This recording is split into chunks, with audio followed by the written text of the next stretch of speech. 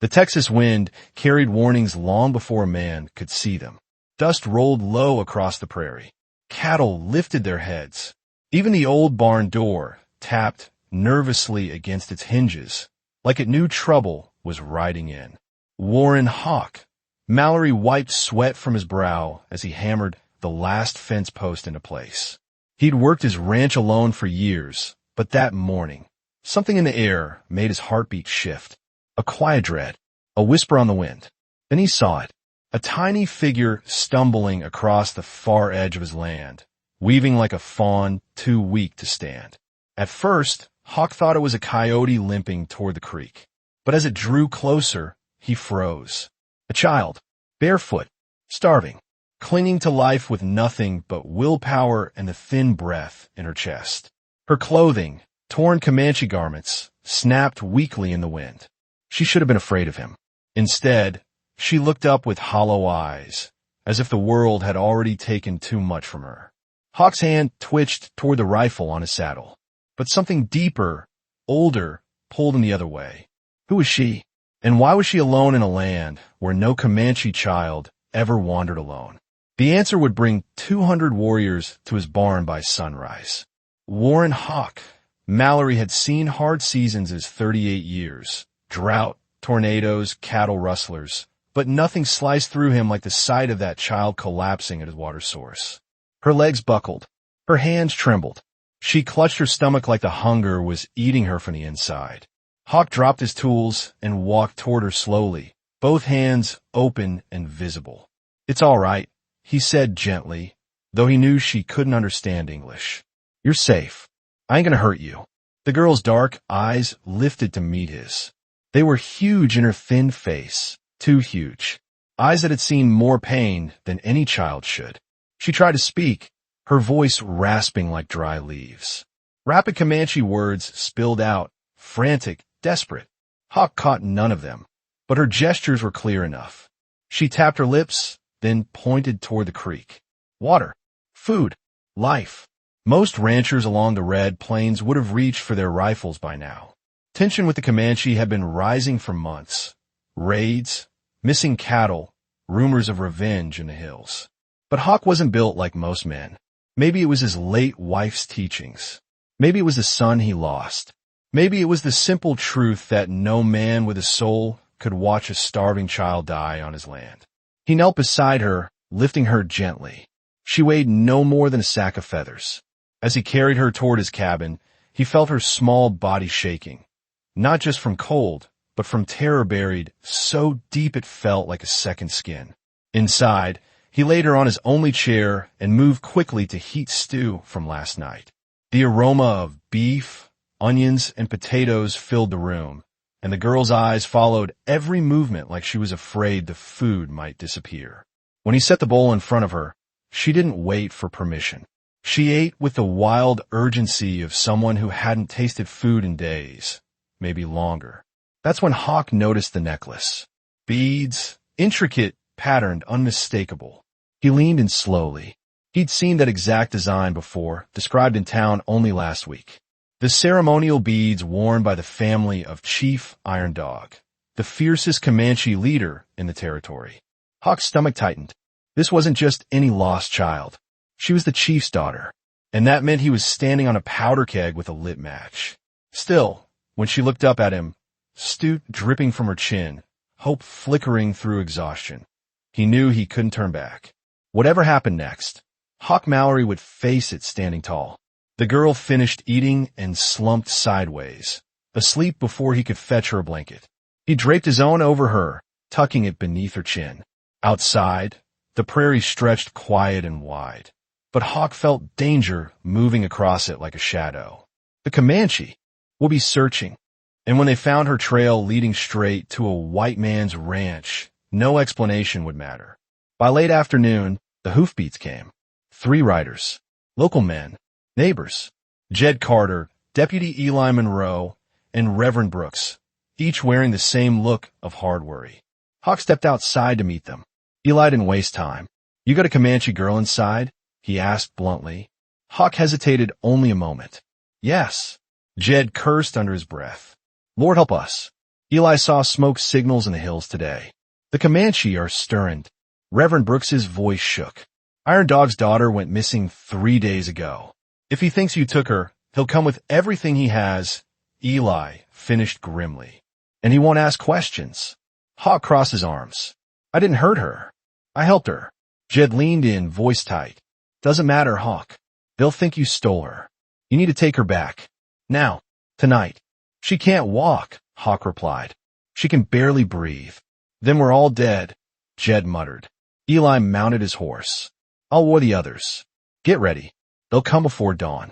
The riders galloped off, leaving Hawk alone with the sinking sun and a storm of fear building in his chest. Inside, the girl slept peacefully under his blanket. If he fought, the story would end before his second breath. He knelt down beside her. I ain't gonna let harm come to you, he murmured. But I can't promise these folks outside understand that. She grabbed his shirt, her small fingers trembling. Hawk slowly placed his hand over hers. I'll try, he whispered. That's all a man can do. The drums stopped. Total silence fell. Then a single voice, loud, deep, carrying authority like thunder, rose from the darkness. White man. Hawk froze. The girl's breath hitched. We know you have something that belongs to us. Hawk swallowed. Send out the child, the voice commanded, and perhaps you will see morning. The little girl shook her head violently. She tugged at Hawk's arm, making slicing motions across her throat. No, Hawk whispered. They'll hurt me if you go out alone. She nodded hard, then pointed to him, then pointed to herself. Together. Hawk understood. If she walked out alone, they'd think he scared her out or harmed her. If he walked out alone, they'd kill him before he spoke. They had to walk out together side by side. Hawk stood slowly. Well, he said quietly, reckon there's no clean way through this mess. He lifted her gently to her feet. She clung to his arm, her tiny fingers curling into his shirt like she was hanging onto a cliff edge. Hawk opened the cabin door. 200 horses stood in a wide ring around his barn, their bodies motionless, riders silent as death. Moonlight flashed across war paint. Spears gleamed. Bows were drawn. At the center sat a man larger than life. Broad shoulders, braided hair streaked with silver, the unmistakable air of a leader who had buried too many sons and killed too many enemies. Chief Iron Dog. The girl let out a cry, half relief, half apology, and ran toward him. Hawk tensed. This was the moment everything hinged on. The chief dismounted in one smooth motion and knelt, his large hands inspecting the child for wounds. She spoke rapidly, pointing again and again toward Hawk. Iron Dog stood slowly. He walked toward Hawk with steps heavy enough to shake the dirt. The warriors shifted. Weapons rose. 20 yards. 10. 5. Chief Iron Dog now stood inches in front of Hawk, his eyes dark and unreadable. When he spoke, his voice was low, dangerously calm. My daughter tells me you fed her. Hawk nodded. She was starving. She tells me you sheltered her. Yes. The chief's jaw tightened. She also tells me you saw the sacred beads around her neck. Hawk forced himself to meet the chief's gaze. I did, and you knew who she was. I figured it out, Hawk admitted. The chief leaned in, so close Hawk could smell smoke on his breath. Yet you did not return her. Hawk exhaled. Here came death. She was too weak to travel, he said. I plan to bring her back in the morning. She needed rest, warmth, food. Iron Dog stepped back half a pace. His face didn't soften, not even slightly. You speak words, he said, but my people do not trust white men's words. He lifted his hand. 200 bows lifted with it, the sound like the hiss of 1,000 snakes. The girl shouted something desperately, tugging at her father's arm, pointing at Hawk, shaking her head violently. Iron Dog ignored her. You will prove your truth, the chief said, or you will die where you stand. Hawk's heart hammered so loud he could hear it echo in his skull. Prove it how? He asked quietly. Iron Dog didn't answer. He simply held Hawk's life in silence, waiting. And then, something sparked in Hawk's mind. He reached slowly into his pocket. The entire line of warriors jerked, bows tightening. Hawk kept his movement steady. He pulled out a small piece of torn cloth. the scrap that had caught on his fence the moment he found her. Her original garment. Proof of her journey. Proof she'd been wandering long before she ever reached his land. He held it out with an open palm. I kept this, he said. Thought you want to see where she tore it. On my fence. Not in my cabin. Not in my hands. The chief took the fabric. Moonlight revealed the ceremonial stitching, unmistakable. Iron Dog's expression changed. Not softened, not warmed, but something shifted. A breath. A pause. A single crack in the wall of certainty. Before he could speak, the girl tugged her father's sleeve and pointed toward Hawk's cabin. She ran to it, opened the door, and beckoned her father to follow. Iron Dog turned to Hawk. You will walk with me, he commanded. Hawk nodded. If this was the end, he'd face it standing. Inside the cabin, the chief surveyed the room. The chair where she slept. The empty bowl. The blanket tucked carefully around where she'd been. Then his eyes landed on something else. A small tintype photograph. Hawk's wife. Hawk's young son. Both gone. The chief picked it up. You have lost children, he said softly, unexpectedly. Hawk swallowed hard. 3 years now. The chief's eyes lowered. My daughter says you looked at this picture with sadness before you fed her. A long silence. The longest yet. Outside, 200 warriors waited for the command that could end a life. Inside, the chief set the photograph down gently. Tonight, he said quietly, may not end in blood. But his eyes hardened again. My warriors expect justice, he said. They rode here to take your scalp. They cannot return with nothing. Hawk's breath caught. So what happens now? The chief stepped closer. You walk into our camp, he said. Among our elders. Alone. Without weapon. Hawk stared. Are you asking, he whispered, or ordering? The chief's gaze held no mercy. I'm giving you the only path that keeps you alive. A pause. Will you take it? Hawk looked toward the girl. Tiny, fragile, watching him with hope and fear woven together. And he realized something. She placed her faith in him. Now the tribe demanded he places in her. Hawk nodded once. I'll go. The chief's expression barely changed. But for the first time that night, he gave a single, respectful nod in return. The warriors parted just enough to let Hawk Mallory pass through their ranks, forming a narrow corridor of shadow, firelight, and unblinking eyes. No man spoke. No horse snorted. No drumbeat sounded. Silence carried him forward, silence thick enough to choke a weaker soul. Chief Iron Dog mounted his painted horse with the ease of a man born there. The girl climbed up behind him, gripping her father's waist, her small eyes never leaving Hawk. Iron Dog pointed to an extra horse, dark bay, restless, muscles twitching beneath the moonlight. You ride, he commanded. Hawk nodded and placed a steady hand on the horse's neck. Easy there, boy. The animal calmed under his touch. It was a small grace, but one he needed. A warrior named Broken Blade, scarred from jaw to ear, galloped up beside Iron Dog. He stared Hawk down with pure contempt, then spit into the dirt. White man dies before the next sun, he growled in Comanche. Iron Dog barked something sharp in their tongue, making several warriors fall silent. But Broken Blade's glare never eased. He wanted blood. He wanted a scalp. Maybe Hawk's. And Hawk felt it like the cold breath of winter behind his neck. Still, he swung onto the saddle, adjusting himself without showing how much his hands shook. The chief raised 2 fingers. 200 riders moved as one, quiet, fluid, deadly. The formation shifted around Hawk like a living tide, swallowing him whole. Not behind, not beside, around. He wasn't their prisoner. He wasn't their guest.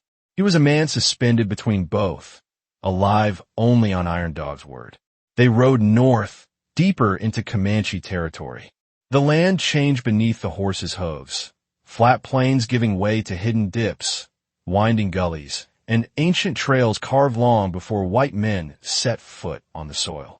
No lanterns, no chatter, just the rhythmic beat of hooves, and the moon guiding them like a silver arrow. Hawk rode near the center, kept within arm's reach of 5 warriors whose faces were painted in strict lines of red and black. He recognized a few symbols, war, mourning, protection, but others he'd never seen. For the first hour, the only sound was the girl's breathing as she leaned into her father. But then, from behind Hawk, came a whisper. "You should have run," a voice murmured. Broken Blade. His horse drifted closer until their stirrups nearly touched. "You will not leave our camp alive," he said in heavily accented English. "Even if the chief wishes it, the young warriors do not." Hawk stared straight ahead. "I didn't harm her," he said evenly. Broken Blade scoffed. "It does not matter. You touched her, fed her, sheltered her. That alone can mean war." Hawk's jaw tightened. "Would you have let a child die?" Broken Blade's eyes flashed. "I would have obeyed the old way. White blood brings only white lies." Hawk didn't answer, because he knew talking wouldn't shift a man whose heart was welded shut by grief and battle scars. Iron Dog glanced back once, eyes narrowing at the whispering. He said nothing, but his presence alone forced Broken Blade to fall silent. Still, Hawk felt the warrior's hatred like heat radiating off a fire. If anything went wrong in the village, if even one elder doubted him, Broken Blade would be the first to strike. Hours later, the trail widened. Torches burned along a ridge of clay-colored hills, casting orange light across dozens of teepees arranged in careful circles. Dogs barked. Children peeked from behind hides. Women paused their work to stare. No one smiled. No one cheered. No one welcomed. Warriors escorted him through the heart of the settlement. Fires glowed, horses stomped, and the air throbbed with tension so thick it clung to the skin. At the far end of the village, a council fire blazed, a circle of 7 elders seated upon carved stones. Their faces were shadowed with age, wisdom, and years of seeing men lie to their faces. The Comanche did not fear white men. They feared dishonor. Iron Dog dismounted and lifted his daughter down gently.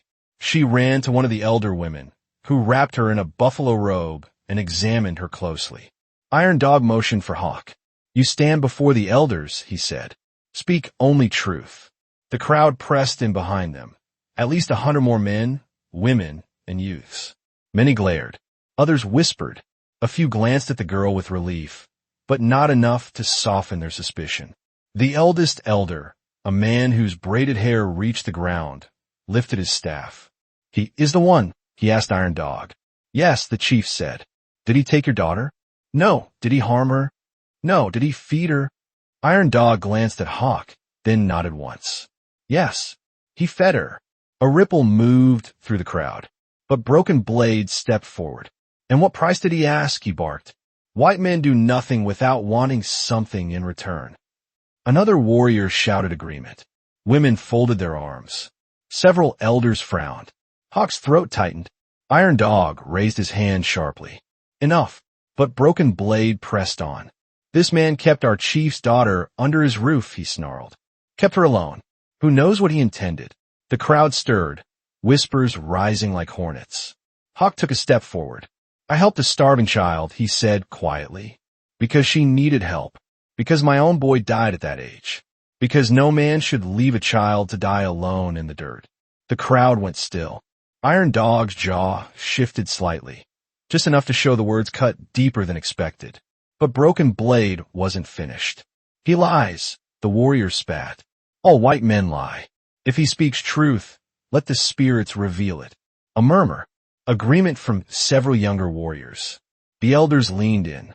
Iron Dog stared at Hawk with an unreadable expression. "Do you accept a trial?" the chief asked. Hawk swallowed. "What sort of trial?" The elder with the ground-length braids struck his staff against the earth. "A trial of fire and truth," he said in a low, rumbling voice. "You walk the circle.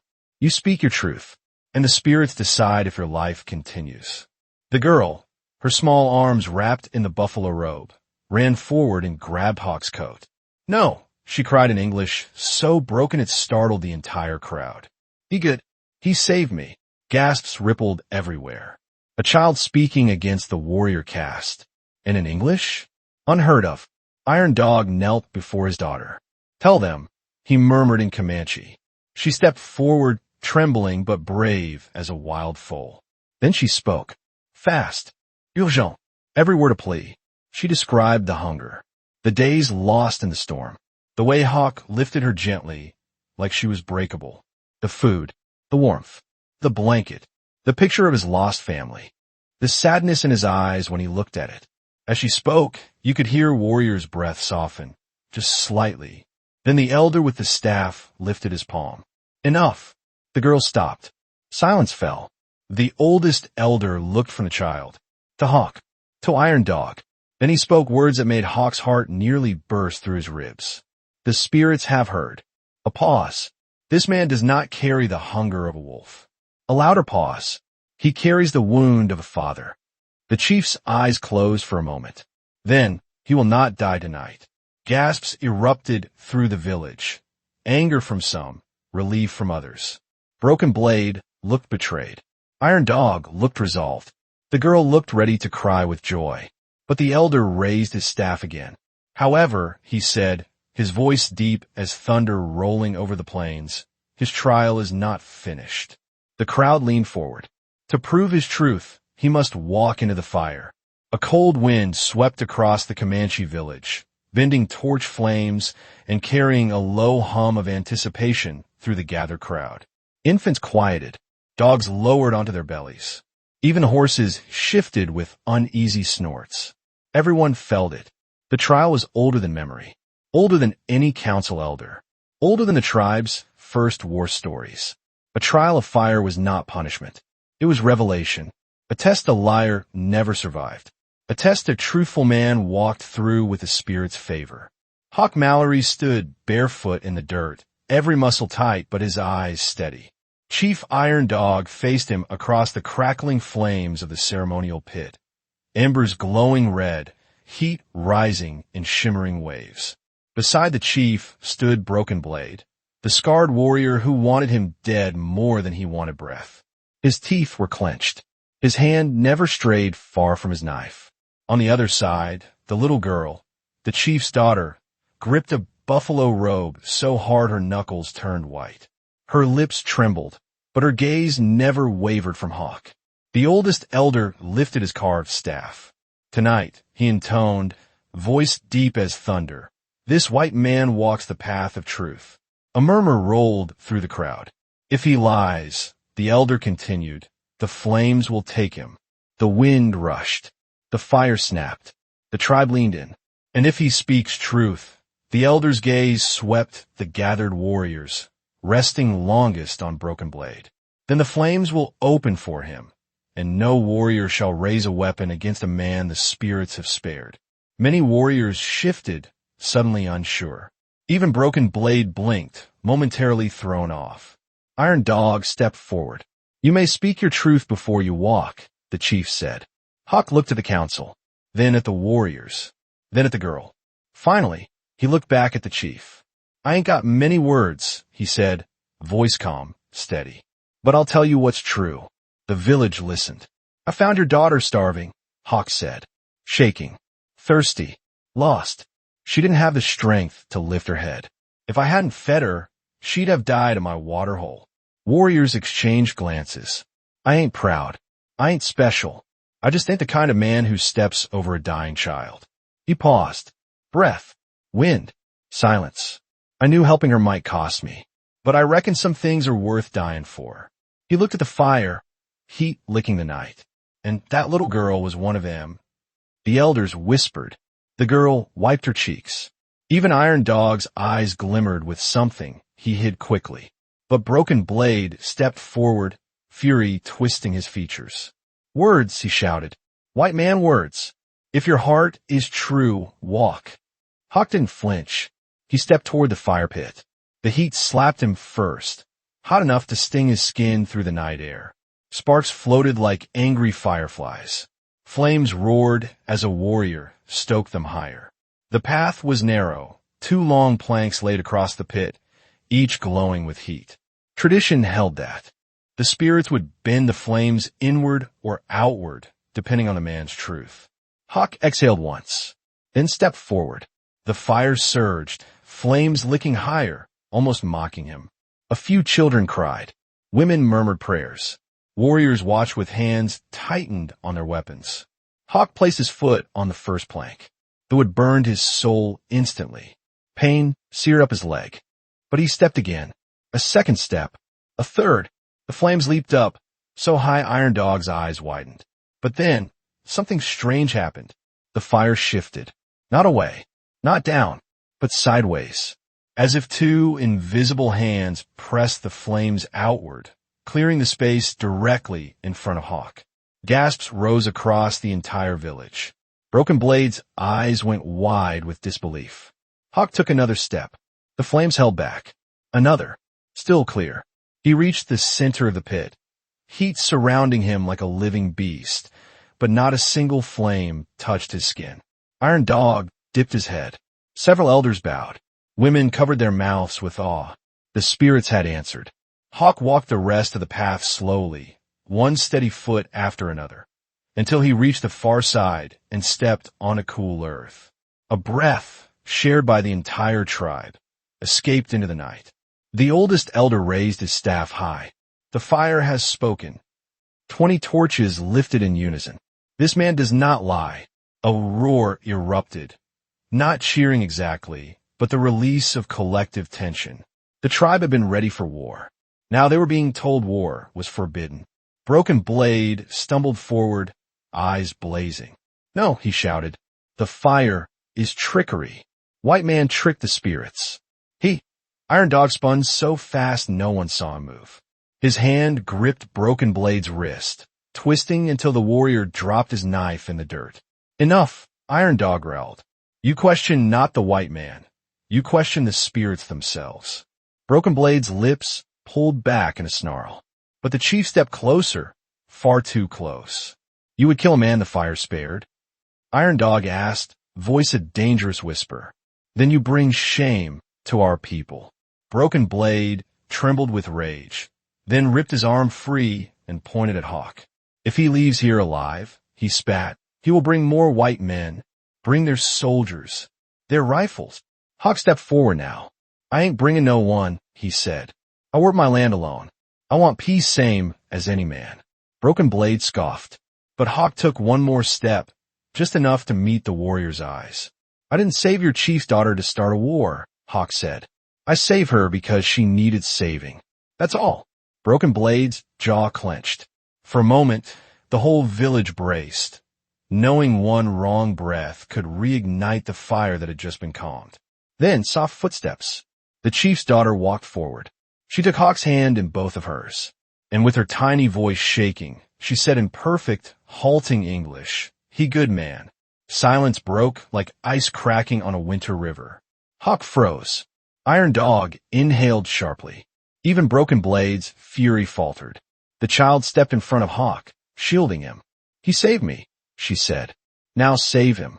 The entire tribe absorbed the words like a blow and a blessing at the same time.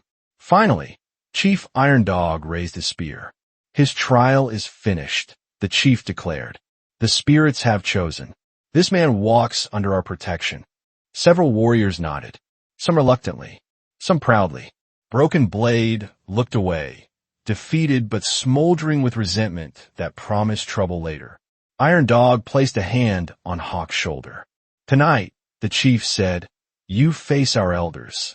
If they approve, you return home alive." Hawk nodded. "And if they don't?" Iron Dog's expression didn't change. "Then the fire awaits again. But next time, not as friend." The council fire burned brighter than any flame Hawk Mallory had ever seen. Tall, fierce, alive. The Comanche elders sat around it in a half circle, their faces marked by age and the shadows of countless wars. Behind them stood dozens of warriors. Behind the warriors stood even more villagers, women clutching their robes, children whispering, old men leaning on carved canes. Hawk stood alone in the center of the flames' glow. Barefoot, bruised, exhausted. He had passed the trial fire. But this was the judgment that truly mattered. Chief Iron Dog stood at his right. Broken Blade stood at his left, eyes narrow, chest rising with barely contained fury. The oldest elder, known as Gray Elk, lifted his staff. "Let the council begin," he said. A deep hush fell over the gathering. Iron Dog spoke first. My daughter would be dead if not for this man. He gestured toward Hawk. He gave her food, water, warmth. He asked for nothing. Murmurs rolled through the villagers. Gray Elk nodded. Truth is truth. The fire spoke for him. But before anyone else could speak, Broken Blade stepped forward. He should never have touched her, he roared. Our ways forbid it. Our laws demand blood for such a crime. Iron Dog's eyes flashed. He saved her life. He sheltered her. Broken Blade barked back. Alone, in his house, without permission. Warriors nodded. Some women muttered agreement. A younger elder leaned toward Gray Elk. His intentions were good, but our customs are not simple. Another elder spoke sharply. If he leaves here free, the young men will say our ways are weak. The village tensed. Hawk swallowed a dry lump in his throat. He was standing at the cliff edge of life and death, and the wind was blowing hard. The girl speaks again. Then the smallest voice in the village rose above all others. The chief's daughter stepped forward, her buffalo robe dragging behind her like a tiny warrior's cloak. Let me talk, she said in broken English. Gray Elk gestured kindly. Speak, child. She took a breath, her little chest rising with courage far bigger than her body. I was lost, cold, hungry. I cried no one came. She looked at the crowd, eyes huge and shining in the firelight. No one but him. She pointed at Hawk. He carry me. He feed me. He give his blanket. He look at picture of his family, and she touched her own chest. I feel his sadness. A hush fell.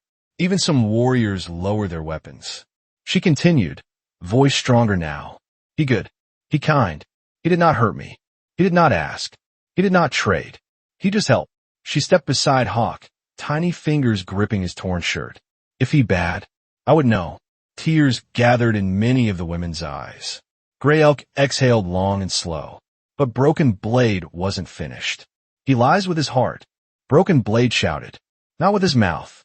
He stepped forward, kicking dirt onto the council fire, a sign of deep disrespect. Several warriors gasped. Iron Dog's hand flew to his knife. Broken Blade, stand down. But Broken Blade pushed past him and pointed toward his daughter, that a child's truth is sacred. If she says he saved her, then he saved her. Broken Blade scoffed. Iron Dog's voice hardened further. And our laws say the council decides, not fury. Broken Blade's nostrils flared. His fist tightened on the lance. But Iron Dog wasn't finished. You dare challenge the council? The chief thundered. You dare speak louder than the elders? You dare raise a weapon while the spirits watch?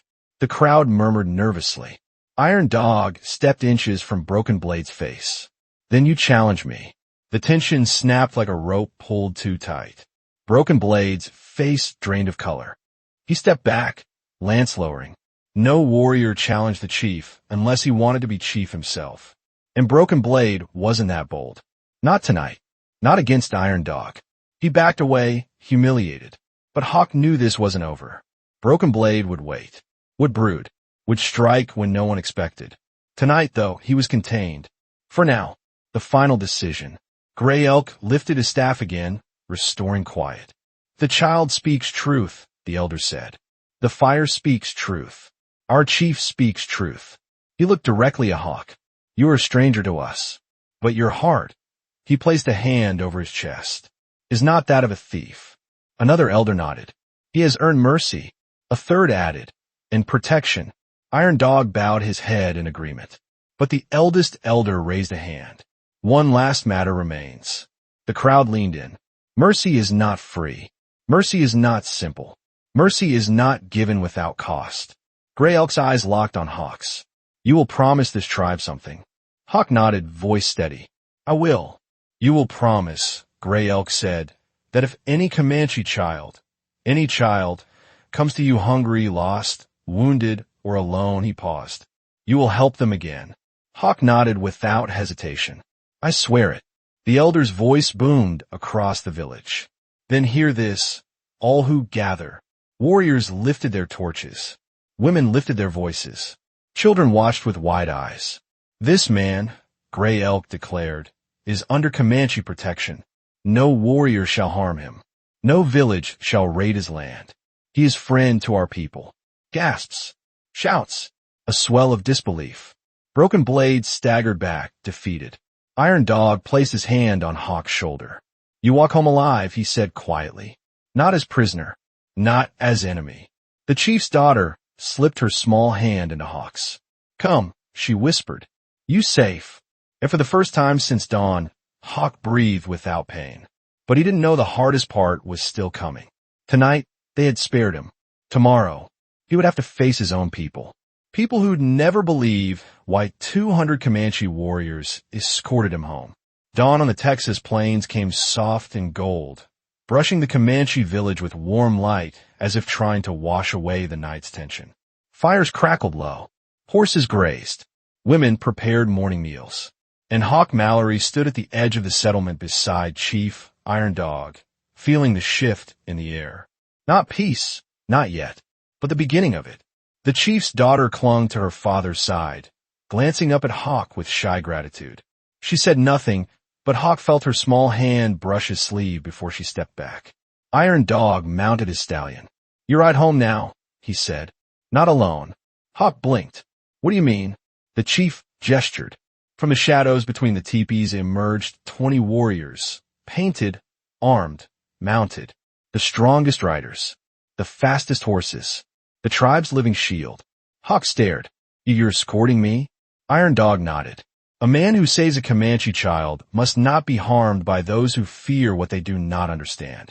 Hawk swallowed a breath he didn't know he'd been holding. Thank you, he whispered. Iron Dog leaned down slightly from his saddle, lowering his voice to a man's truth. My daughter told me something else, the chief said. She said your eyes looked the way him, and you answer to us. Miles away, on Hawk's ranch, the scene was chaos.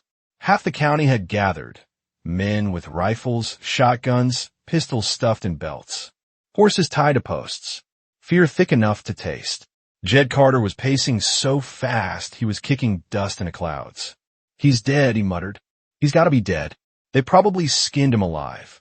Deputy Eli Monroe tried to keep calm, but his voice trembled. I told y'all this would happen. I warned him. A Comanche child? Lord Almighty, what was he thinking? Reverend Brooks wrung his hat in both hands. We must pray for his soul. He ain't dead yet. Another rancher snapped. But when those warriors ride in, we will be. Voices rose. Fear spread like wildfire. Then a young boy shouted from the barn roof. Riders! Everyone froze. The boy squinted against the rising sun. Lots of them. Painted faces. And I see, he gasped. I see Hawk. They ain't killed him. The crowd stampeded forward. Men loading rifles, forming lines, hands shaking. Hold! Eli barked. Don't shoot unless they. But the Comanche escort was already close enough to be seen clearly. And the sight sent a shockwave through the settlers. Hawk Mallory riding at the center, alive, protected, escorted by the most feared tribe in Texas. The Comanche slowed. Not threatening. Not aggressive. Just present. Strong. Silent. Hawk dismounted, boots hitting the dirt softly. Jed stumbled toward him, pale. Hawk, you okay? What happened? Hawk glanced at the warriors, then at the settlers. I'm alive, he said. Because they spared me. You what? Eli stammered. What? Before Hawk could answer, Chief Iron Dog rode forward a few paces, close enough to be heard, far enough to avoid provoking the nervous rifles pointed his way. I bring your man home, the chief announced in a voice that carried across the whole ranch. He saved my daughter, and for that, he is under our protection. The settlers whispered, confused and terrified. Iron Dog lifted a hand toward Hawk. He is friend to the Comanche. Any man who harms him or his land will have us to answer. A deathly silence fell. Then, just as quickly as they came, the escort turned as one and rode off, leaving only dust and stunned Texas men behind. Jed finally found his breath. They protected you? Hawk shrugged, exhausted. Save her life, Jed. Turns out kindness travels further than bullets. A few men lowered their rifles. Others muttered uneasily. Reverend Brooks stared at Hawk with wide eyes. You walked into the Comanche camp and walked out alive? Not alone, Hawk said. They brought me home. Eli approached him slowly, shaking his head. Well, I'll be damned. Hawk Mallory, the man who made peace with a war chief. Hawk didn't answer. His eyes were on the horizon, where the dust from the Comanche escort was still hanging like a ghost in the air.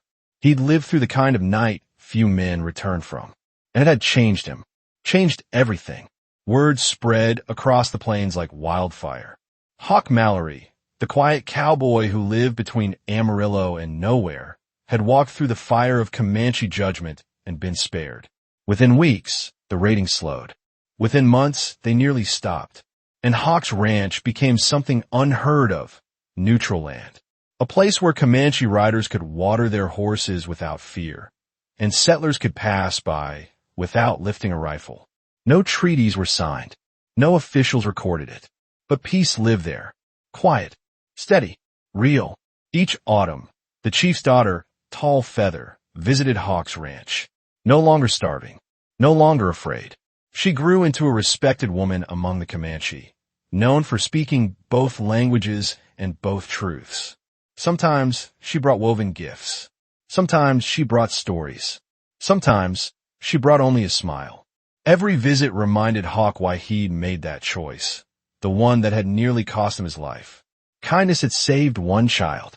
That child had saved an entire region. Hawk lived a long life, quiet, steady, honest. He never married again. He never had more children, but he never felt alone. When he passed at 73, he died with something rare, respect from two nations. At his burial, settlers stood beside Comanche riders. Horses bowed their heads. Women sang low mourning songs. Warriors placed painted stones beside his grave. Among them stood Tall Feather, now grown, with her own children beside her. She rested her hand on Hawk's wooden cross. He saved me, she whispered, and changed the way our people saw the white men. Her son asked, what did he do? Tall Feather smiled. He fed a starving child. Silence followed. Then, softly, and sometimes that is enough to save the world. If you felt this tale in your heart, don't forget to like, share, and subscribe to Wild West Emotional Tales, where every story rides through the dust, the danger, and the kind of love that never dies. See you in the next tale, partner.